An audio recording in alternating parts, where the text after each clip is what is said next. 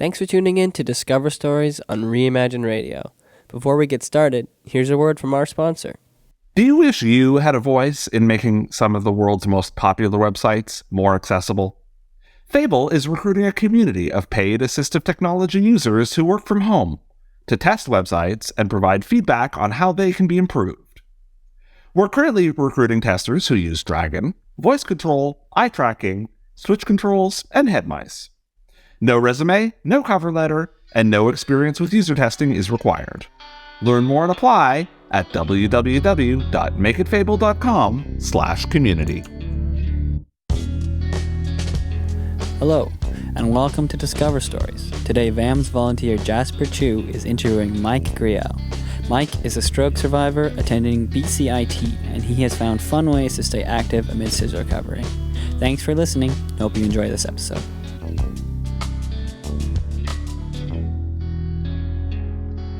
Hey, Jasper. Hey, Mike, I want to thank you so much for agreeing to do this interview by call. I know it's a bit sudden. I know it's a bit of a change since we can't do it on Zoom, but again, thank you so much. Yeah, of course. So when we first met, you said you were attending BCIT right now. You don't mind sharing with us how that's going for you? I'm actually there right now doing this interview. It's been a slow start, I'll be honest. It's been a very slow start. I'm currently looking at options about when I can switch my programs potentially. I was thinking about opening a small business centralized around CBD and the other benefits that medicinal cannabis offers you. Because I actually used to use CBD when I was probably no more than 2 years post-stroke. I see. I believe it made a world of difference in my recovery, so I wanted to share the benefits with other people.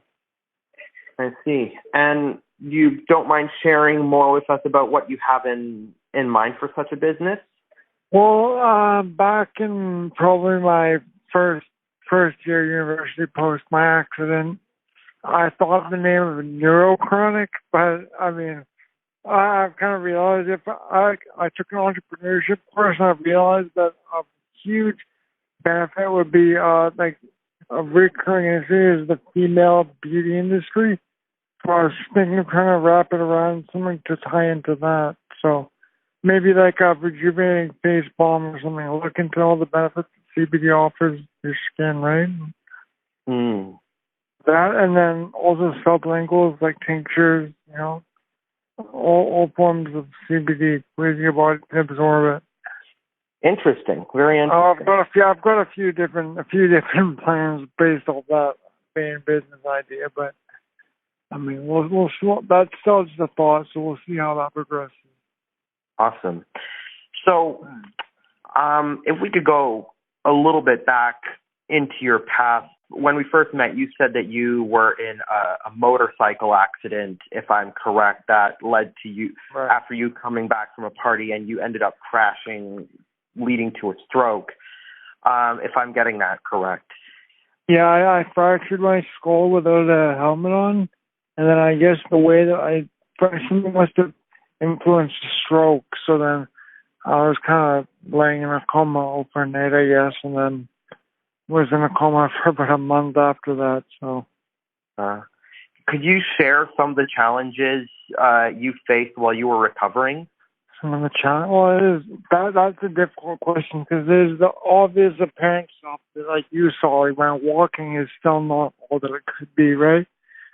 But also, like, a stroke is a neurological brain injury, so there are a huge amount of things that are different about me neurologically, like not just my very obvious deficit in my memory, but there are a few ways that, I mean, walking is a big challenge, obviously, walking in certain physical aspects that stroke challenges, right?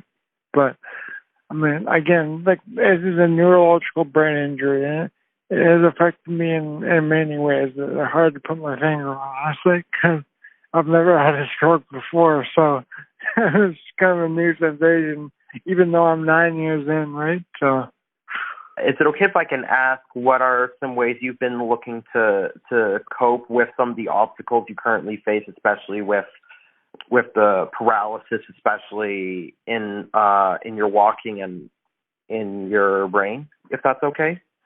Well, yeah, no, that's the funny thing, because you see me, it looks like I'm struggling with that, right? But I can actually get through life pretty much uninterrupted. Like, there's nothing I really need to stop and get a hand with. So, so can you repeat the question? As you see, my memory is a bit of an issue, so. Oh, it's okay. Well, I asked what were some obstacles, how you cope with the obstacles you face, especially with the paralysis on one side of your body. But you answered it perfectly, so Great. So, moving on, how would you say that incident and the recovery process changed you as a person? Well, it definitely grows you up pretty quick. I'll tell you that much. I mean, I had mine soon after I turned 20 years old, so, I'm 29 now, so the best years of my life are all pretty much laying in a hospital bed, so it definitely grows you up pretty quickly. So, for our audience, you wouldn't mind sharing how your parents helped you through recovery? Oh, God. My parents are very senior. Like, I'm 29, and my dad is turning 83 in November. So, like, my parents are quite senior. They have been nothing but supportive this whole time. Like, I'm pretty sure they were part of the reason I actually got into GF strong recovery, because my family came in, they visited me pretty much on the dick every day. And so they've shown me nothing but support through this whole thing, which has been really great.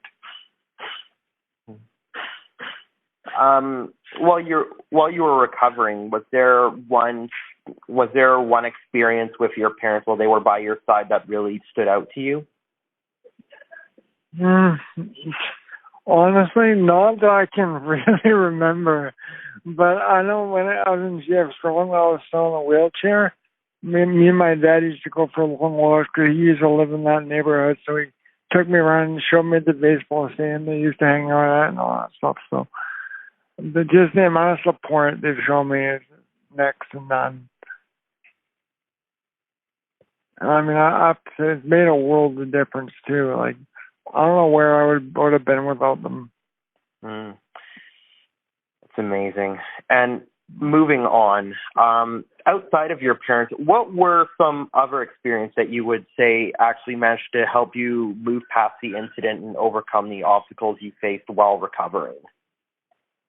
Well, I mean, a big part of it was just finding an activity because I know I have a recumbent bike, right? So I mean, I have to say, but finding activities that you can do, like regardless of your deficits, is kind of key.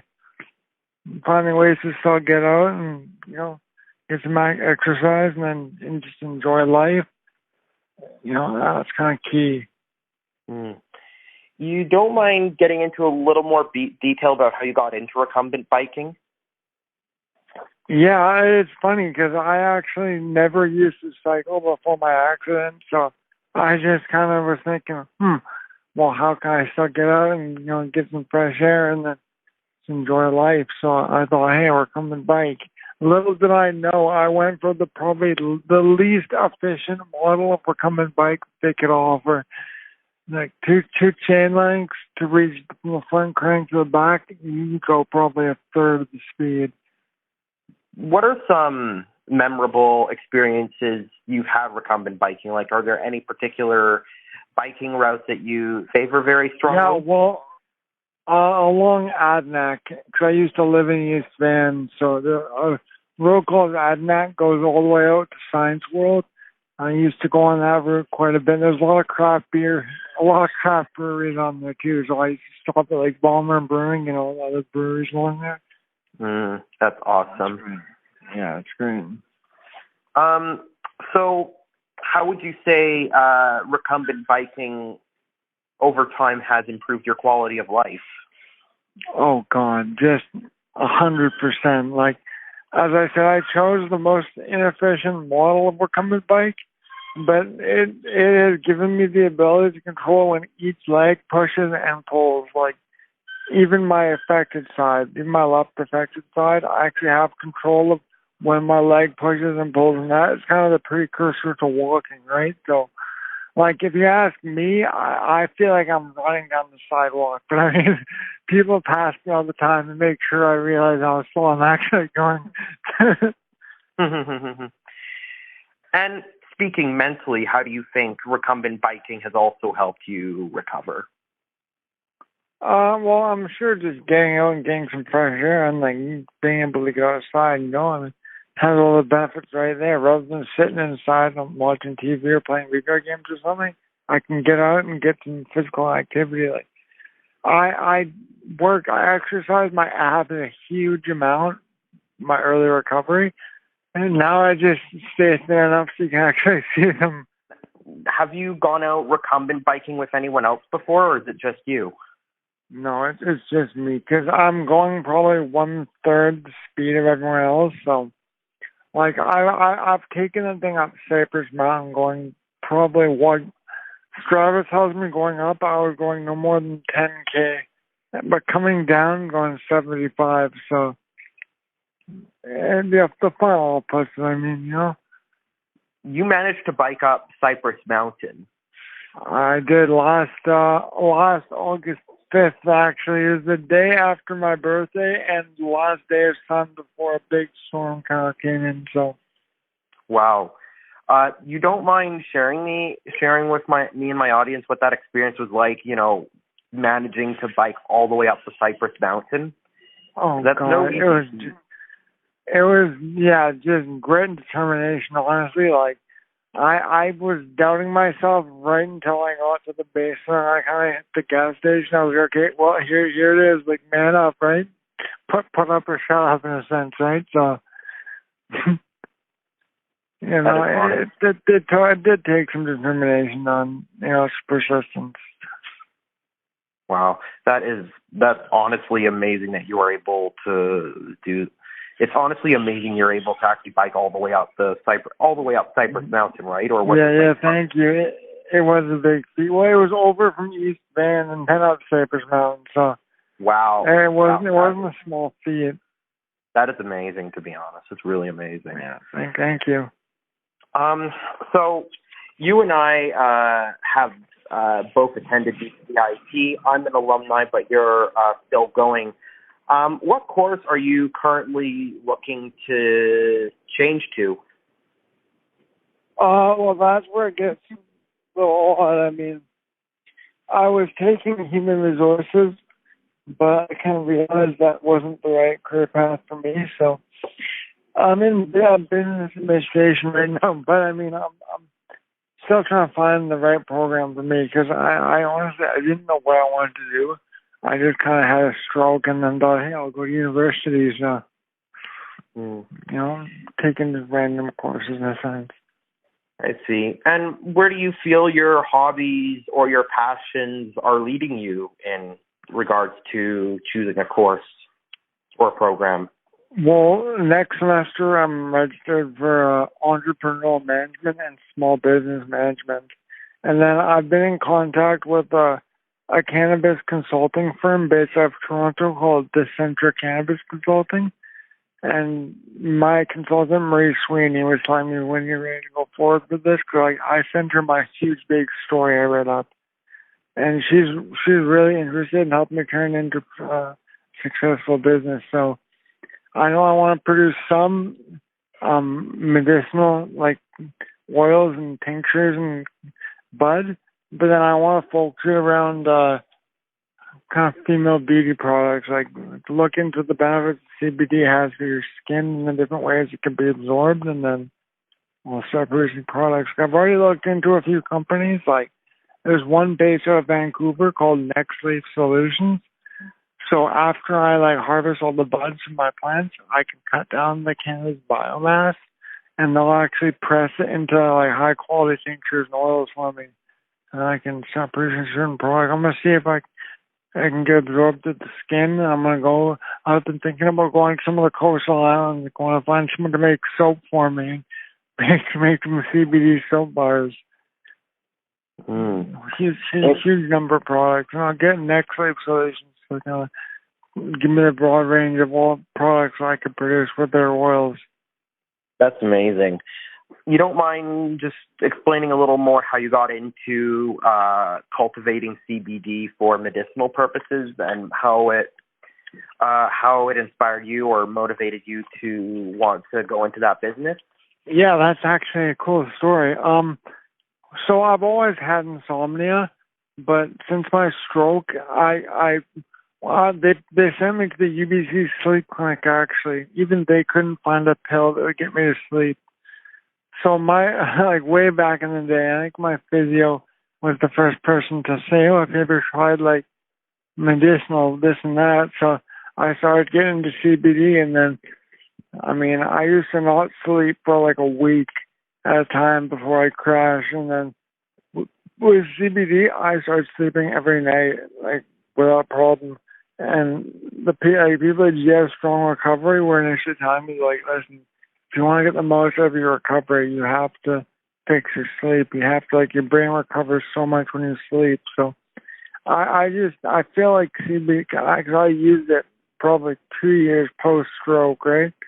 And I feel like my recovery would have been nothing similar if I didn't have it, if I didn't fix that part of it. So I wanted the chance to share all the benefits. I understand being a stroke victim who's still in his 20s is very unusual, but I wanted to share the benefits that I got from CBD with other people who are in similar situations to me.